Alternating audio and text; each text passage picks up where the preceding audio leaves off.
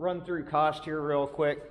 So I got some quotes to have this building spray foamed, and basically all the quotes came in between, you know, $2 to $2.50 a board foot to have somebody come in and spray this building for me.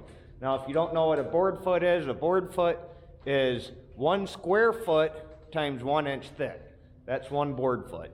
So, you know, you're talking $20,000 to have somebody come in and spray this building.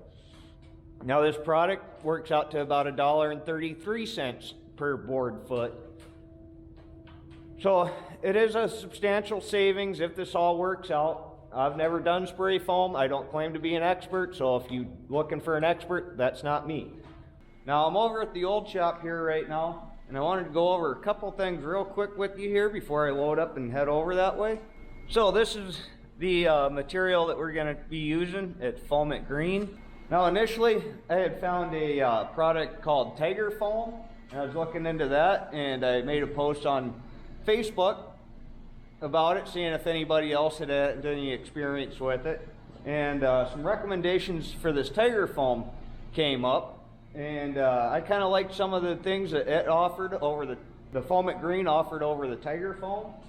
So I wanted to go over a couple real quick things. So on this stuff, your A and your B are dyed different colors. So when they mix and they're mixed properly, this should be a light green. So it gives you that visual indicator that you've got the proper mix ratio coming out of the gun. The other feature is this temperature strip. Now, it's going to be borderline on the cold side or recommended when I apply this stuff, and but I don't think that's going to be too much of an issue. It seems to get the biggest thing from the little bit of research that I've done is to make sure that your chemical is up to temp. And I think having this temperature strip on here is just a nice feature that you know, helps idiot proof things a little bit. And sometimes, you know, you need a little bit of idiot proofing. So you can see this tank here that's sitting on this pallet out on the shop floor. The thermostat in the shop here is set at 68 degrees, and you can see that it's just barely up to the cold. Now I've got a few more kits in my bathroom here, and I've got a electric heater there. I've got a electric baseboard heater here, and these have been sitting in here for 24 hours, and you can see that these tanks are all the way into the red, which is perfect because these tanks are going to cool off by the time I get to spraying them. So by having them overheated a little bit, my thought is it makes sure that the core temperature is up, and you know, we can get rid of heat easier than we can put heat in them. Which, granted, you can set them next to a heater and warm them up, but you know, to have a consistent temperature through the tank is kind of what we're after. So when you warm something up real quick, it might be hot on the outside and the stuff on the center is still cold. So each one of these tanks is 52 pounds. So that's a fair bit of thermal mass, but we're going to go ahead and load these up in the pickup, and we're going to start off with these kits here. And I think that's probably going to be more than I'm going to be able to get sprayed today, so let's get these loaded up and head out to the new shop. Alright, so we made it over to the new shop here, and real quick before I fire heaters up, I figured I'd run over the game plan real quick. Them heaters are kind of noisy. There is going to be noise in this video. So basically, I'm going to start in this corner, work my way around, and there's still prep work to do here. But I've got most everything moved out of here that was in here. Motorcycle, four-wheeler and stuff are over there. We're not going to be over there for a while, so that's fine. I've got my skid steer here with my big snow bucket. That's going to be my OSHA approved man lift. Our high temperature today is going to be 36.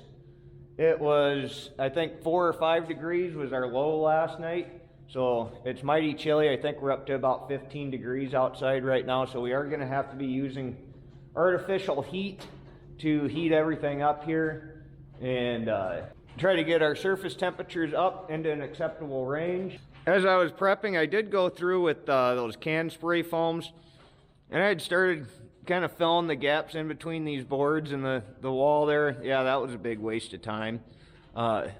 Probably what was worthwhile is, you know, some of the big air gaps, like, you know, where the end roof truss there meets the roof. There's some pretty big air gaps in there. That was probably worthwhile to kind of pre-fill.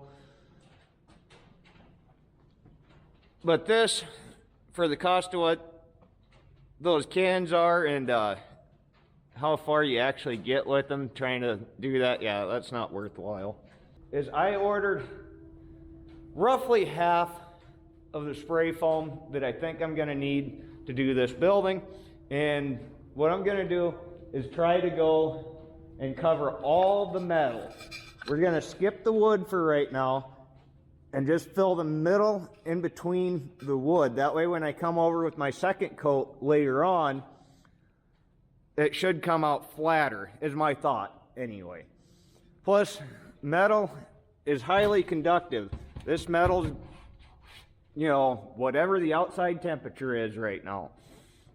So, metal's highly conductive, so I figure if I can get the metal covered with foam, it should be, to come back over with a second coat, should be much less weather dependent. I should be able to pump heat in here at that point, and I shouldn't have to worry about weather.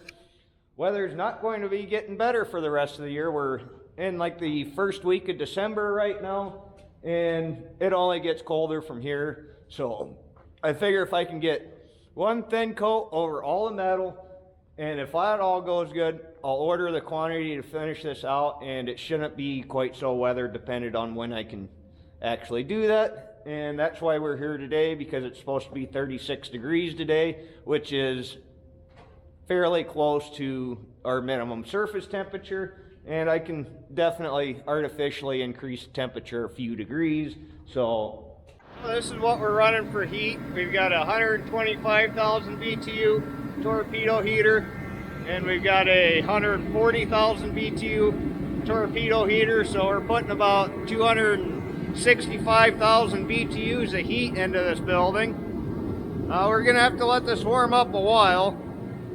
See, like this frost and stuff on the inside of the wall, that's got to be completely gone and dry before we start spraying. So we're gonna let this heat go for a little bit here. Maybe got the door open on the skid steer here, let it kind of warm up a little bit as well, and come back when we're ready to start spraying. All right, so I think we're about ready to start here. Our walls are up to temp in this corner here. Our tanks are within their specified range. I've got the guns hooked up, the valves open, wide open.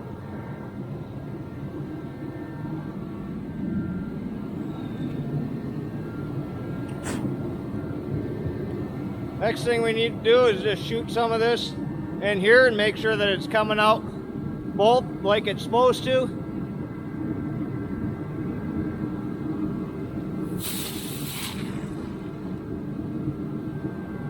That looked pretty good to me. And we should be ready to start spraying. I just got to get a respirator on.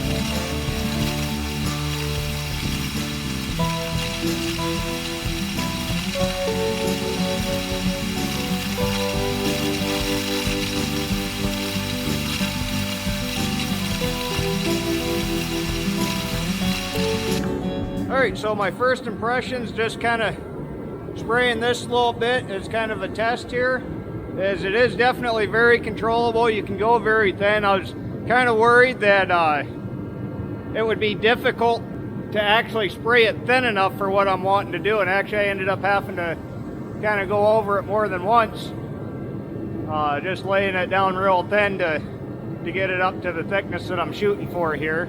And actually we're probably still even just a little bit thin on that, so I like that, and let's continue on.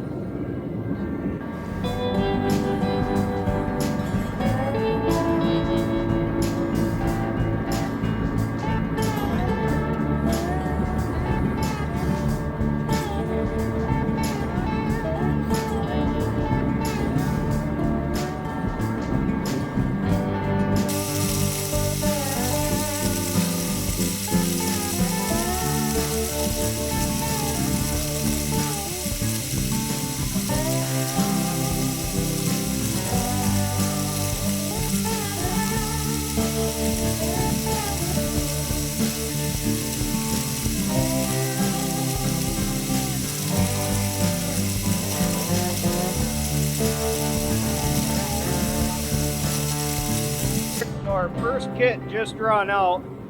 Taking a quick break here. It's actually getting almost legitimately hot in here, but I wanted to show you what I got done with one kit. Now, keep in mind, I'm probably not quite spraying a full inch thick. It's definitely over an inch thick in spots, and it's definitely under in other spots, but I'm gonna say on average 3/4 of an inch. And like I said, I want to get this entire building covered, and I don't want to run out before I cover everything. So I'd rather go thick and have some left over and go back over some of the thinner areas and not run out. But basically, that's how much we got done out of one 600 board foot kit. So I'm going to go ahead and get the next kit set up, ready to go, and we're going to continue on. So we've got our second kit sprayed, and I think we're going to call it a day there. I did have a little bit of an issue right at the second end of the kit here. I got done spraying it, and then I heard some weird popping and cracking noises, and yeah, some of this stuff just popped right loose from the sheet metal, so I'm not really sure what the deal is with that, but I pulled up what was loose, and everything else seems fine. So I'm thinking maybe just because I was right at the end of the tanks there, that maybe that had something to do with it. I don't really know, but we got quite a bit done with just 2 of those 600 board foot kits. So I'm pretty happy with that. It's late enough in the day, I really don't want to start a third kit, let alone I'm gonna run out of room that I have ready to spray before I'd finish that kit anyway. I mean, I guess I could start on sealing. This area here, we're not spray foaming this because this is gonna get cut out for another 16-foot wide door on this end here. I will probably screw some foam board up there until I get the door put in.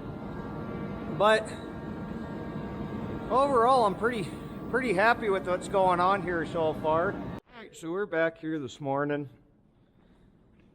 Looks like both of my heaters are out of fuel, and it's definitely cold in here. Oh. The other day when I looked at the weather, it was supposed to get up to 28 degrees today. Now the forecast says a high of 13 for today, and it is currently like 7. So I decided not to even bring any spray foam with me here today, because I think that'd just be asking for trouble. So we're just going to work on getting all of this cleared out today, get this all ready to go, so that later this weekend, when the weather warms back up, we'll be all ready to go. So I guess first thing, let's get some fuel in these heaters and get them fired up because it is cold in here. So I just thought I'd show you guys something here real quick. Well, we got some heat going in here, but we're not fully insulated. Shoot my laser thermometer at the wall here, 48 degrees, 48 degrees.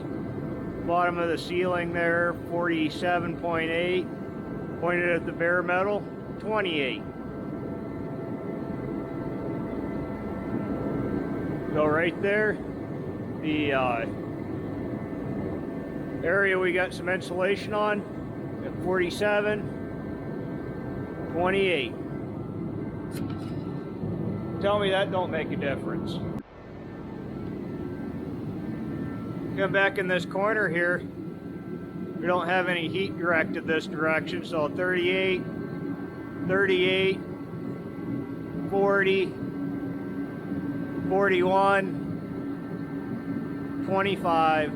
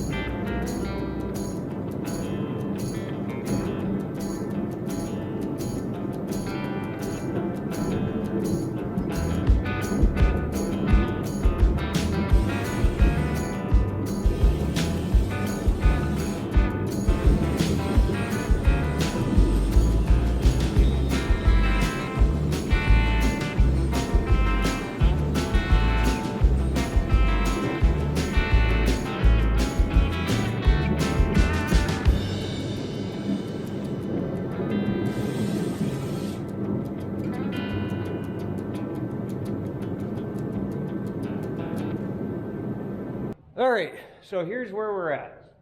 I ordered 5 600 board feet kits for this project.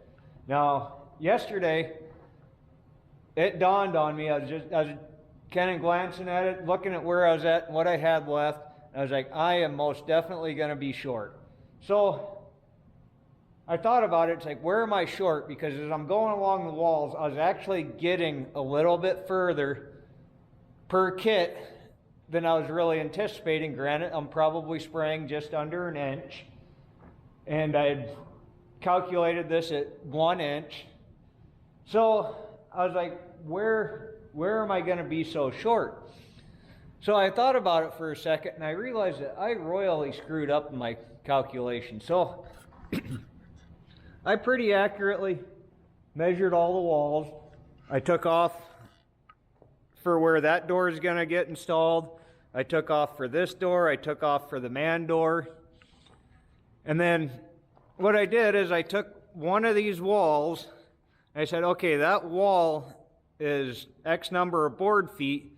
Well, I'm going to add 10% to that, and that's going to be my roof. Well, duh, you got 2 roof slopes, plus it's probably more than 10% because it's 14-foot sidewalls, and this building's 40 foot wide, so that would be more than 10% even if the roofs were flat. So yeah,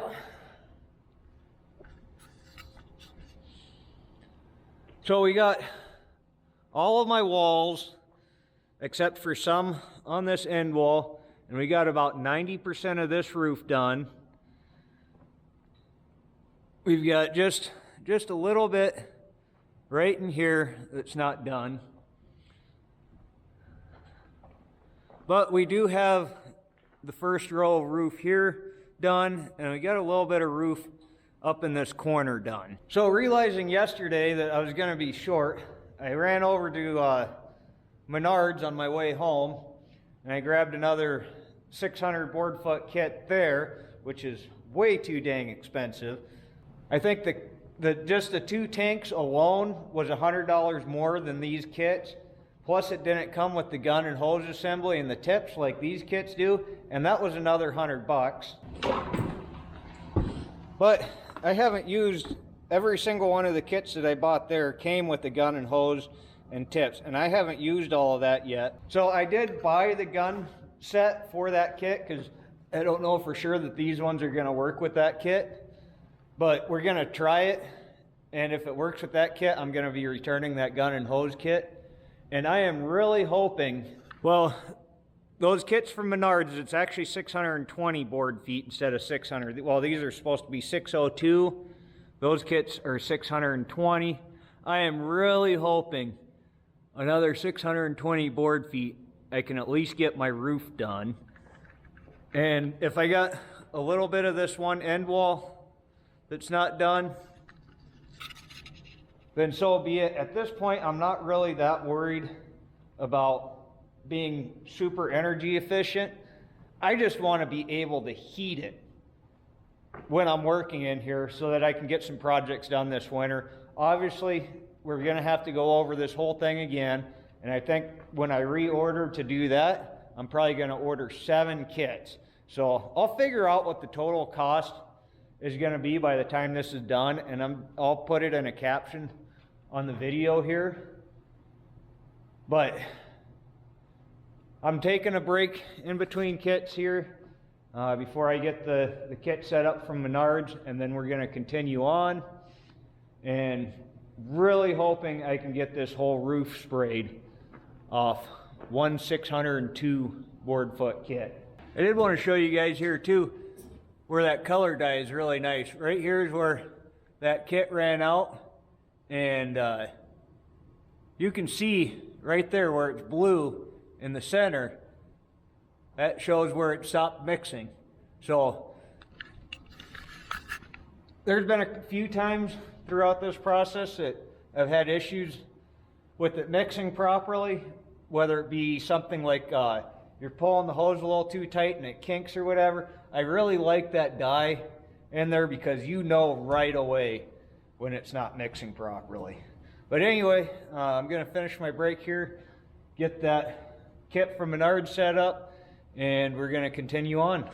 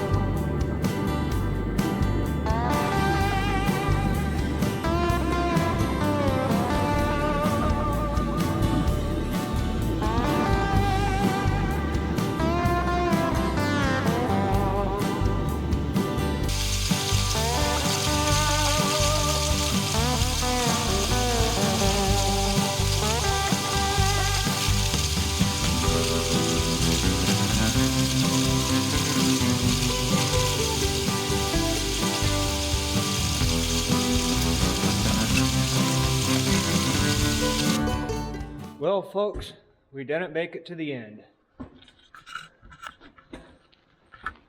So close, but yet so far away.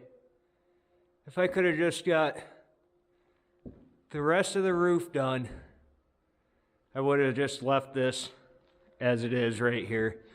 But, God, I can't be that close after doing all of this and not do that.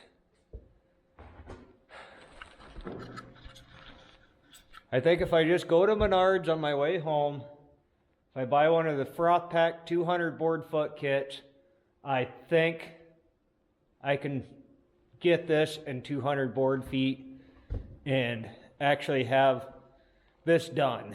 So I really don't want to spend another $389 for 200 more board feet, but I think that's what we're gonna do. I think we're gonna call her a day here. I'm pooped here anyway. It is it's hard work doing that ceiling, and you got to have it hot because you want your steel to be, 60 degrees or whatever. Well, it's colder than 60 outside, so you got to pump the heat to it inside. It's probably 85 degrees up there, and then that foam, as it's curing, kicks off quite a bit of heat too. So, and it splatters back at you when you're working overhead. I mean, it's just not fun. I want to be done with this. But a couple hours tomorrow. Thing is, I'm going to have to get the building warmed back up, get the heat going back in here, so I'm going to waste an hour or so getting everything up to temp tomorrow, and then get that spray. That's not going to take very long to spray that. And then we're going to call this done for now. The bad thing is I still got to do this whole thing one more time before it's really done. But it'll be done for now, and I think it's going to be a huge difference. I went from pumping 2 of these guys in here non-stop to be able to heat this building up enough to be able to get my surface temperatures up, to be able to spray that foam. And that's on warm days. On cold days, you couldn't even get it warm in here with 2 of these heaters running. And I only had to run 1 today, and it worked well. So already noticing a big difference. So anyway, I'm going to call it a day, get cleaned up, go home, come back tomorrow and wipe this out. It's the next day out here now, and I think we're pretty much as done as we're going to be. I had picked up another 200 board foot kit at Menards there last night, and I sprayed that out. We still didn't quite get her. We got the rest of the roof. We got the rest of this wall that wasn't done yet, and we made it up to right there, and it petered out. So we missed that little section there. I think that's going to be just fine for now. I can already tell a huge, huge difference in here. Now granted, it's not super cold out today. I think it's mid-30s outside, but it is 70 degrees in here right now.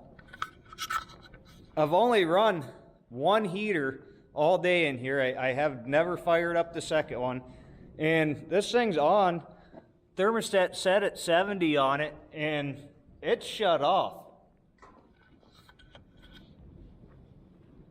Before I did any insulation in here, you could run one of those heaters in here all day long.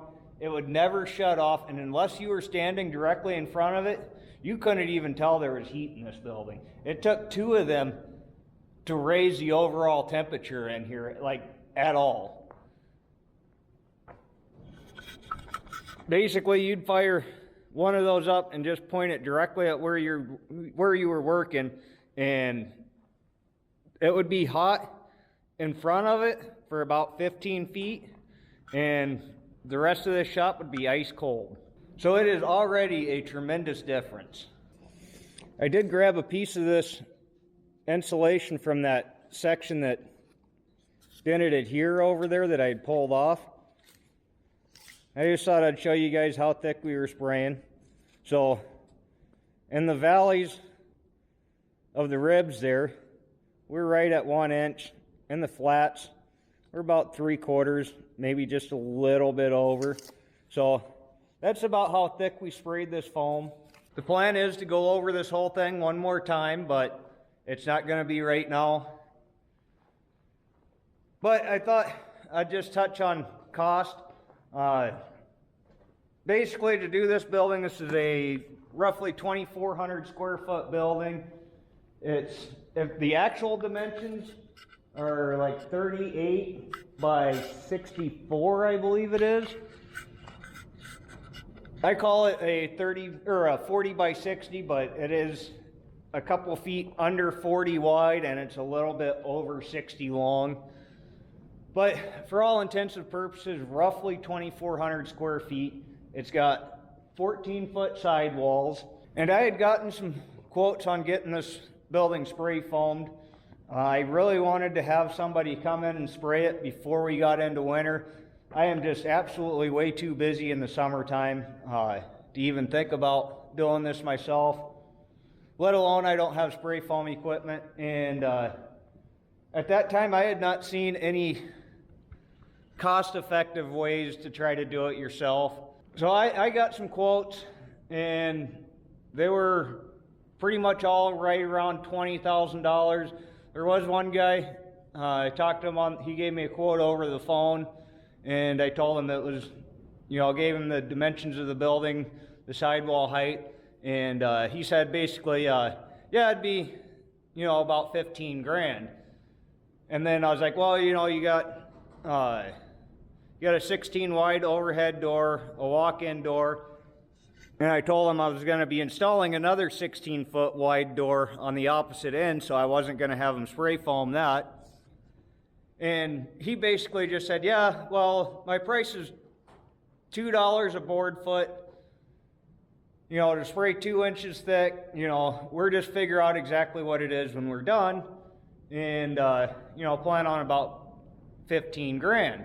Well, now that I know exactly how many board feet this building is, he was not calculating the roof at all in that at $2 a board foot. So he would have ended up being pretty close to 20 grand as well. So there's that. So to do this building 2 inches thick is going to take about 14 to 15 600 board foot kits. So they have volume pricing and stuff, and the shipping just, I haven't gone in and plugged it in exactly to figure out what it would be, but if you ordered it all at once with shipping to your door on 14 kits, you'd probably be looking at about 10 grand. So I'm about 5 grand into this right now. I spent 4 grand on the foam at Green. I spent another $1,200 on the froth pack stuff from Menards, just to try to get everything covered because I miscalculated. So we're about $5,200 in it right now. Granted, that froth pack stuff is more expensive. So, I'm going to be probably 10, 11 grand in this by the time I get it done again. Now, I worked on this for 4 days total. I definitely, if I wouldn't have run out, I definitely could have got this done yesterday. So let's say 3 days.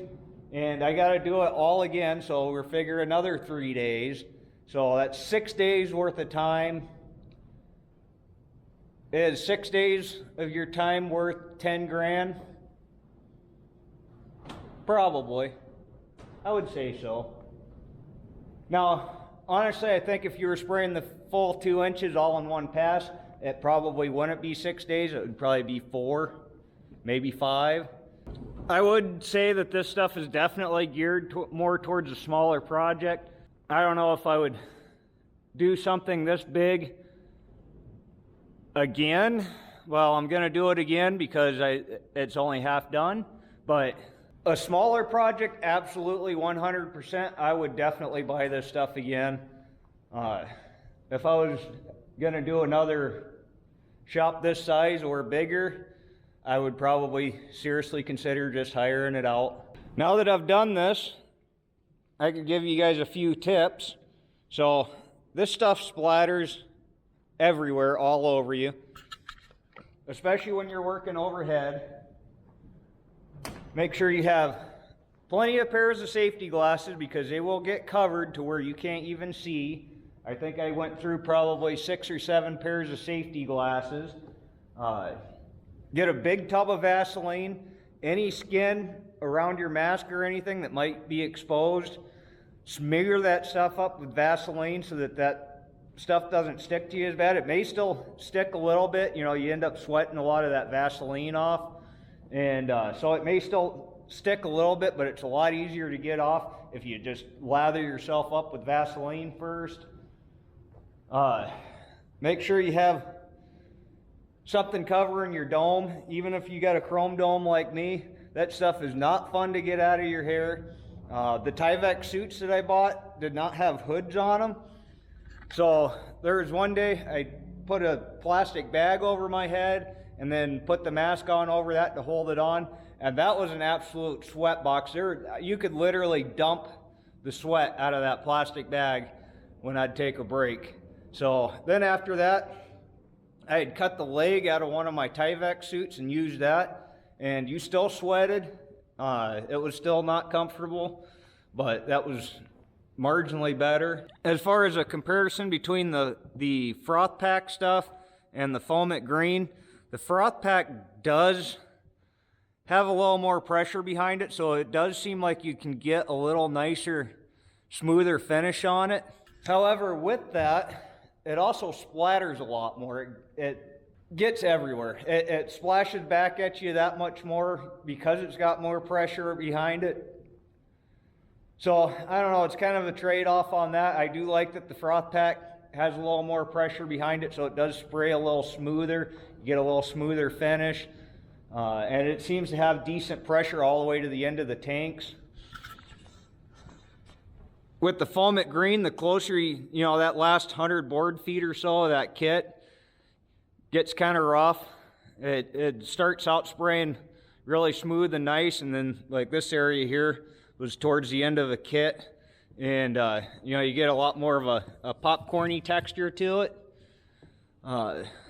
Whereas here's where I started with the fresh kit, here's where I ended. You can see you get a nicer finish towards the beginning, but it still doesn't come out as smooth and nice as the froth pack does.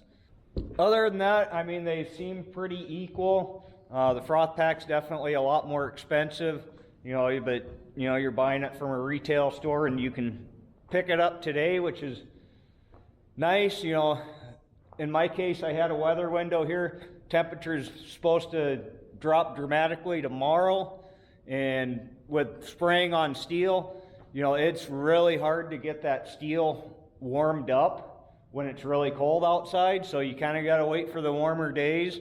Now that it's all covered, I think I could pretty much spray whenever.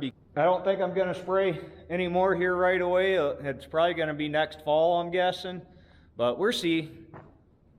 I think this is going to do plenty good enough for now that it's going to be just fine. But anyway, I'm going to be out here again tomorrow, and it's going to be much, much colder tomorrow. I got to fix the Duramax. It broke when I was hauling the skid steer out here. I'm pretty sure it blew a power steering line. So then with no power steering, it has no hydro boost brakes. So it's been parked here ever since I hauled the skid steer out, and I did bring hydraulic lines out here, and I need to pull that in, take a look at it, see what I think I'm going to need for tools, and bring some tools up here to do that. And so we're probably going to be fixing that up here in this shop tomorrow when it's going to be quite a bit colder out. So in just a moment in this video, I'll update you about how this installation's doing in much colder weather.